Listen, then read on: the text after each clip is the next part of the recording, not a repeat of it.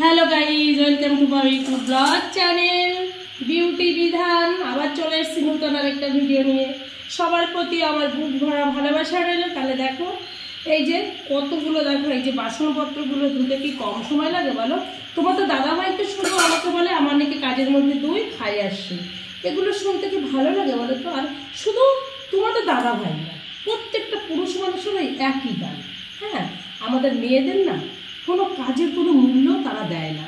আরে ওরা তো অফিসে কাজ করলে ওভার টাইমে টাকা পায়, আর আমাদের এই সংসারে সারাটা জীবন কাজ করে যেতে হবে, মানে ডে নাইট 24 ঘন্টার মধ্যে ডে নাইট 24 ঘন্টা আমাদের খাটতে হবে। তবু এই সংসারে আমাদের কোনো মূল্য নেই। শুধু একটা কথাই বলে যাবে যে কে কাজ করো বাড়িতে বসে? কেন ওনারা একটুখানি অফিসে যায়, অফিসে গিয়ে একটু কলমের কাজ করে, তার জন্য সব কাজ হয়ে গেল। আর আমরা বাড়িতে বসে যে এত কিছু সংসারটা সামলাচ্ছি, এত সংসারে কাজকর্ম করছি, এগুলো আমাদের কোনো কাজ না। তাই বলি, এখনো এই সমাজে আমরা পড়ে আছি। এ কি সমাজ? এখনো সেই সমাজে আমাদের কোনো মূল্য দেয় না, মেয়েদের কোনো মূল্য নেই। যদি মেয়েদের মূল্য দেওয়া হতো তাহলে তো সন্দীপ ঘোষের মতো বাজে লোকটা এরকম নোংরামি করতো না। ছি ছি ছি, কোন সমাজে বাস করি আমরা? এটা কি সমাজ বলে না অন্য কিছু?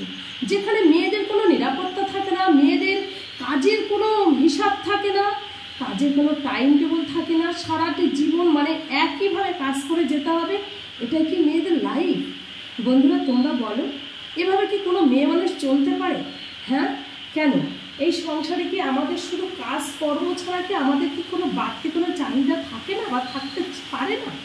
আমরা কি শুধু এই কাজের জন্যই জন্মগ্রহণ করেছি?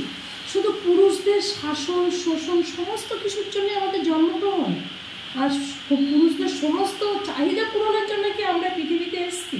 বলো বন্ধুরা। তোমরা আমাকে কমেন্টের মাধ্যমে জানাও।